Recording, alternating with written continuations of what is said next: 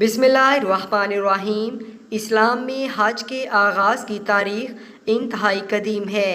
اسلامی روایات کے مطابق اللہ کے حکم سے حضرت ابراہیم علیہ السلام نے اپنی بیوی حضرت ہاجرہ علیہ السلام اور ان کے بیٹے حضرت اسماعیل علیہ السلام کو قدیم مکہ کے صحرا میں خوراک اور پانی کے ساتھ تنہا چھوڑ دیا تھا۔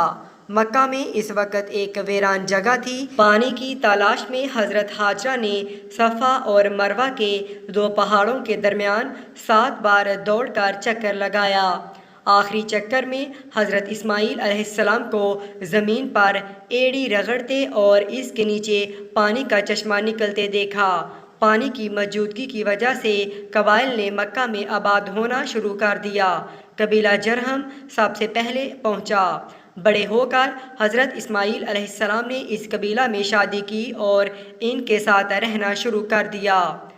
قرآن کے مطابق حضرت ابراہیم علیہ السلام اور حضرت اسماعیل علیہ السلام نے مل کر ایک گھر کی بنیاد ڈالی جو اکثر مفسرین کے مطابق کعبہ ہے۔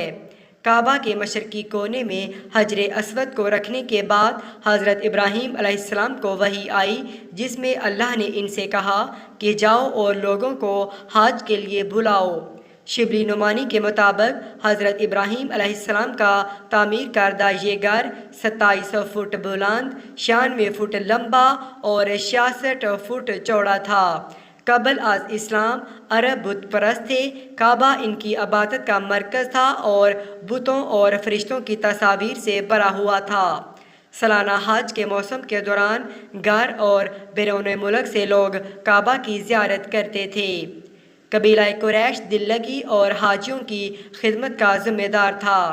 شبلی نعمانی فرماتے ہیں کہ کفار عرب نے ان کے حج میں غلط رسومات شروع کیں۔ وہ صفا اور مروہ کی پہاڑیوں کے درمیان دوڑتے نہیں تھے اور عرفات میں جمع نہیں ہوتے تھے۔ کچھ لوگ حج کے پورے وقت خاموش رہتے تھے۔ قبیلہ قریش کے لوگوں کے سوا دوسرے لوگ برہنہ حالت میں طواف کرتے تھے۔ حضرت محمد صلی اللہ علیہ وآلہ وسلم اور حج کا موجودہ طریقہ اسلامی نبی محمد صلی اللہ علیہ وآلہ وسلم کی طرف سے قائم کیا گیا تھا جو کفار عرب کے غلط طریقہ میں ضروری تبدیلیاں لائے۔ مکہ 630 عیسوی میں مسلمانوں کے ہاتھ فتح ہوا۔ نبی محمد صلی اللہ علیہ وآلہ وسلم نے تمام بتوں کو توڑ کر کعبہ کو پاک کیا۔ اگلے سال محمد صلی اللہ علیہ وآلہ وسلم کے مشورے پر حضرت ابوبکر صدیق رضی اللہ تعالیٰ عنہ مکہ مکرمہ میں زیارت کے لیے 300 مسلمانوں کی قیادت کی، جہاں حضرت علی نے حج کا نیا طریقہ مقرر کر کے اور نظام کفر کو منسوخ کر کے خطبہ دیا۔ انہوں نے خاص طور پر اس کا اعلان کیا کہ اگلے سال سے کوئی کافر اور ننگے آدمی کو کعبہ کا طواف کرنے کی اجازت نہیں دی جائے گی۔ 632 عیسوی میں نبی محمد صلی اللہ علیہ وآلہ وسلم صحابہ کرام رضی اللہ تعالیٰ عنہم کی ایک بڑی تعداد کے ساتھ اپنے پہلے اور آخری حج کا ارادہ کیا اور لوگوں کو حج کے طریقوں کی تعلیم دی۔ عرفات کے میدان میں وہ ایک مشہور خطبہ دیا جو الوداع خطبہ کے طور پر جانا جاتا ہے۔ اس وقت سے حج اسلام کے 5 ستونوں میں سے ایک بن گیا۔